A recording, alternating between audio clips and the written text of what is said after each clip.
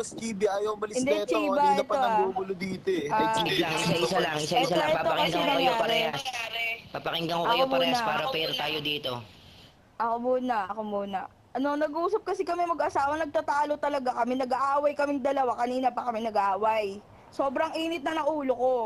Tapos itong Tres Hermosa, babarilan sila sa baba, pinakalis namin. Ayaw pa rin makinig. Ayaw makinig. Lumayo na kami dun, pumunta na kami dun sa dulo, umakyat pa rin yan siya. Ano, hindi na siya madadaan sa sa salita na umalis ka dito, nag-uusap kaming dalawa. Ayun, hanggang sa nagkasigawan kaming dalawa. Huwag ka sumabat, nagsasalita pa ako. Huwag ka muna sumabat.